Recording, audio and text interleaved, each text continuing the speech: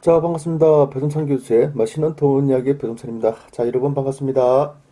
3년 뒤 돈 버는 분양권, 3년 뒤 망하는 분양권, 이 세 가지 차이점에 대해서 한번 강의를 한번 해보도록 하겠습니다. 먼저 분양권 투자, 우리 서민들 입장이나 부자들 입장이나 좀 많은 분들이 분양권에 관심을 가지고 또 투자들을 많이 했지 않습니까?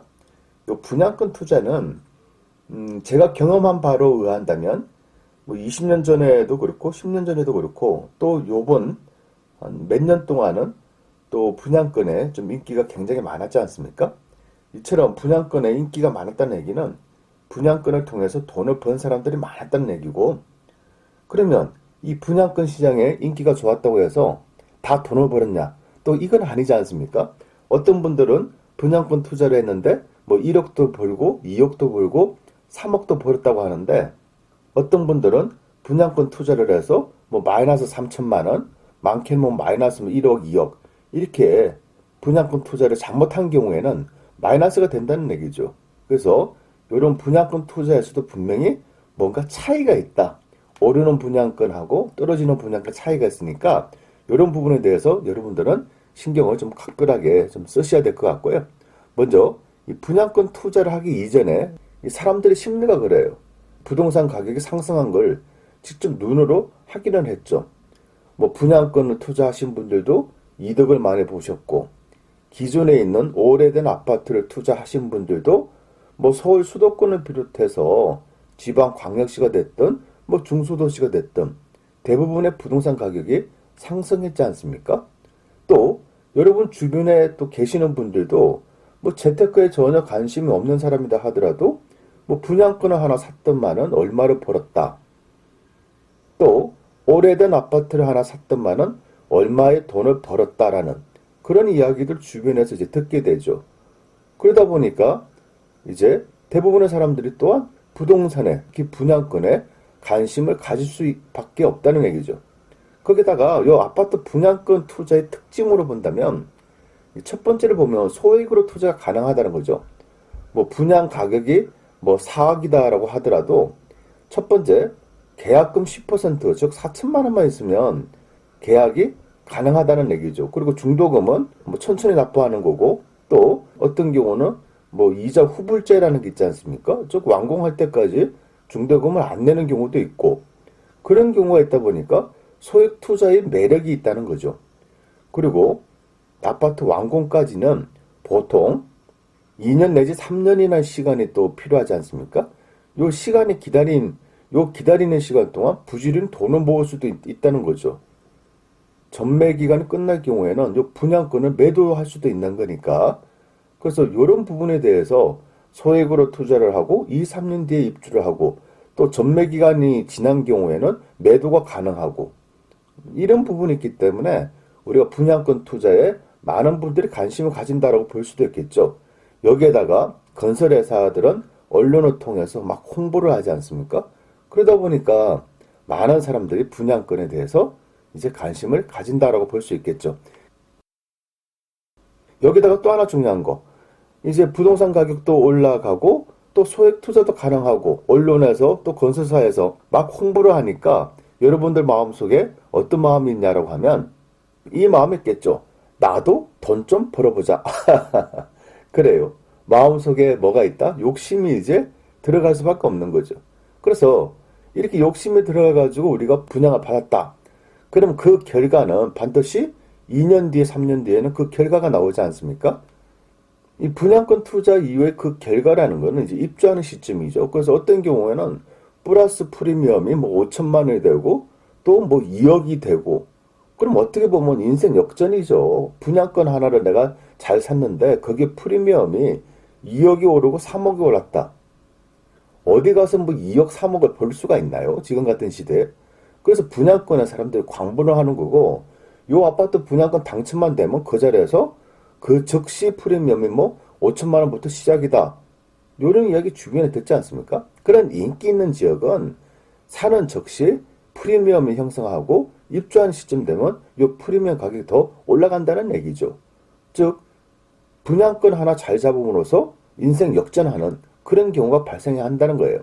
그런데 그런 욕심으로 저도 인생 역전을 하기 위해서 분양권을 하나 샀는데 입주하는 시점 되니까 마이너스 프리미엄이 1억, 2억이라는 거예요. 이런 경우도 많이 발생됐지 않습니까? 그동안. 그러니까 요거는 잘 되면 플러스 뭐 1억, 2억이고 뭐 때문에 마이너스 피가 뭐 1억하고 2억이 되는 거예요. 그러니까 순간의 선택이 정말 큰 금액이 왔다 갔다 하는 그런 이제 경우의 수가 이제 발생이 되는 거죠. 그냥 뭐 몇천만 원 투자해서 내가 몇천만 원 이득 보겠다 이런 생각으로 들어갔다가 몇천만 원 이득을 봐야 되는데 매덕이라는 금액이 손해가 되면 어떻게 보면 집안이 망하는 거예요. 어떻게 보면 대박이고 어떻게 보면 쪽박이 된다는 얘기죠. 그래서 분양권에 대해서 플러스 프리미엄 붙었다. 뭐 첫 스타트부터가 뭐 3천만 원부터 뭐 그 피가 형성되고 뭐 5천만 원까지 프리미엄 올라가고 그러면 기분이 좋아요. 기분이 좋다 보면 온 집안이 이제 화목해지고 행복하다고 볼 수가 있는 거죠. 그런데 만약에 마이너스 피가 3천만 원이다. 입주할 때 보니까 마이너스 피가 뭐 1억이다, 2억이다. 그러면 이건 보나마나예요.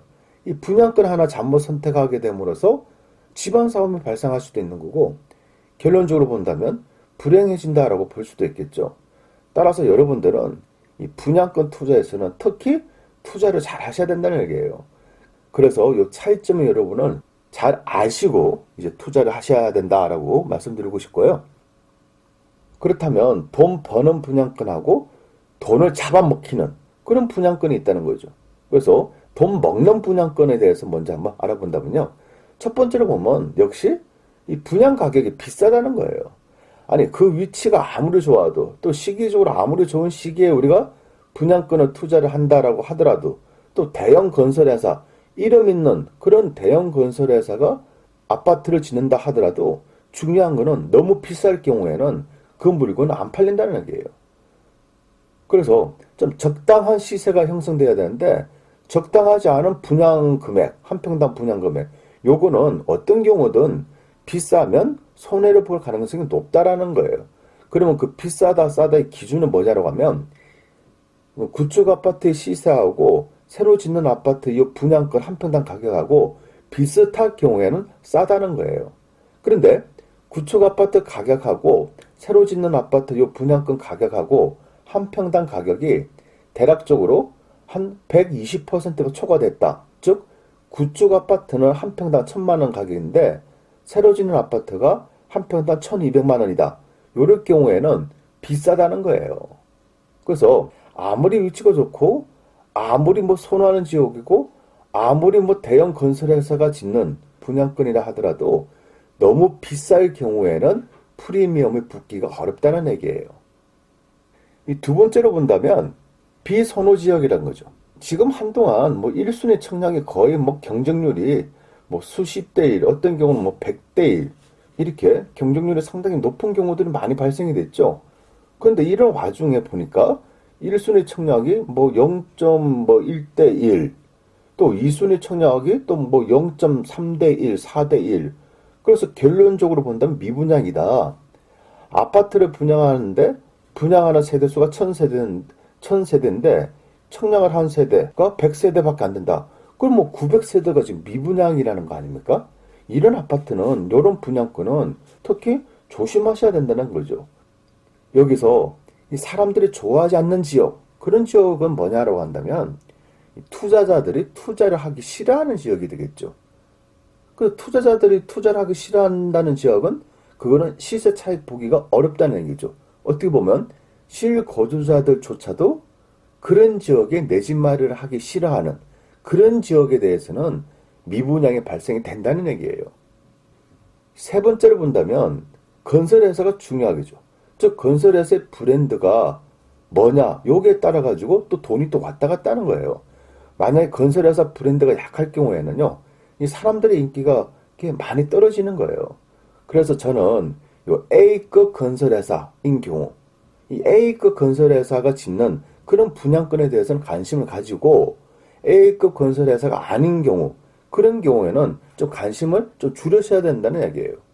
그 왜 그러냐라고 하면 A급 건설회사 같은 경우에는 아파트를 분양할 때 이 사업성을 철저하게 분석을 한다는 얘기예요.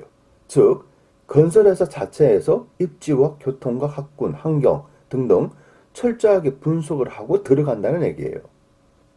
또한 이 A급 건설회사 같은 경우에는 뭐 자본력이 좀 풍부하지 않습니까? 그러다 보니까 사람들이 선호하는 지역, 또 면적도 커. 그런 지역에 중점으로 해서 잘 팔릴 곳, 인기도 있는 곳, 또 비싼 곳, 그런 거 위주로 해가지고 A급 건설회사는 그런 지역에 분양을 한다는 거죠.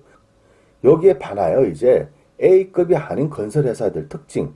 일단은 뭐 자금력이 떨어지지 않습니까? 자금력이 떨어지기 때문에 뭐 인기 있는 그런 핵심적인 지역에 땅을 사거나 분양하기는 힘들다는 얘기예요. 그래서 A급 건설회사가 아닌 경우에는 변두리 지역으로, 이 수도권을 놓고 보면 외곽 지역으로 좀 땅값이 좀 저렴한 지역, 그런 지역에 가서 아파트를 짓고 분양을 한다는 얘기죠. 그리고 신도시를 놓고 보더라도 A급 건설회사는 돈이 되는 수도권으로 본다면 핵심 지역, 그런 쪽 위주로 분양을 하고, 이 A급이 아닌 건설회사는 신도시라 하더라도 좀 지방에 있는 신도시 쪽으로, 외곽으로 좀 빠지지 않습니까? 이제 그런 부분에 대해서 좀 차이점이 난다는 거예요. 이에 반해서 이제 돈을 버는 분양권, 이 돈 버는 분양권을 놓고 본다면, 첫 번째로 본다면 이제 좀 가격도 좀 일반적으로 좀 저렴해야 되겠죠. 제가 앞서 말씀드린 것처럼 주변의 시세가 평당 가격이 1,000만 원인데 이 분양권을, 새로 짓는 아파트 분양권을 1,200만 원, 1,300만 원 하게 되면 이거 누가 사냐고요.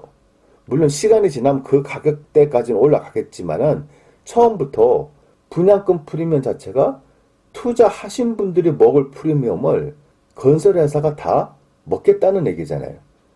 그래서 고분양가로 짓는 그런 분양권에 들어가시면 투자하신 분들이, 투자자가 먹을 돈이 줄어든다는 얘기예요. 두 번째로 보면 이제 선호지역, 인기 지역에 난 거예요.